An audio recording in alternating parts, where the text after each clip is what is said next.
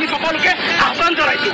আৰু এটা কথা আমি চৰকাৰ প্ৰশাসনক আমি সকীয়াই দিব বিচাৰিছোঁ যে এই চামকানু মহন্তৰ বিৰুদ্ধে কোনেও যাতে ৰক্ষণাবেক্ষণ দিয়াৰ অকণমানো ক্ষুদ্ৰতম প্ৰয়াস নকৰে, নহ'লে কিন্তু আমি মুখ্যমন্ত্ৰী, প্ৰধানমন্ত্ৰী, শাসন ব্যৱস্থা, প্ৰশাসন একো নেমানিম। এই ভয়াৱহ পৰিস্থিতি হ'ব, অসম চলিব আৰু ইয়াৰ বাবে দায়বদ্ধ কিন্তু সেই উদ্ধতন কৰ্তৃপক্ষ হ'ব। এইটো কথা আমি শেষবাৰৰ বাবে সকীয়াই দিছোঁ।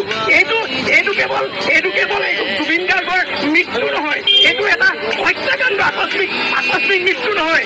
জুবিন গাৰ্গক ইয়াৰ পৰা এটা বেমাৰী মানুহক লৈ গৈছে, তাত গৈ পেলাই সেই মানুহটোক তেনেকৈ এৰি দিছে। যদি দায়িত্ব ল'ব নোৱাৰে তেতিয়াহ'লে অসমৰ এনেকুৱা সম্পদটোক লৈ যোৱাৰ সাহস আপোনাক কোনে দিলে? আপোনাৰ বাপেকে দিছে নেকি?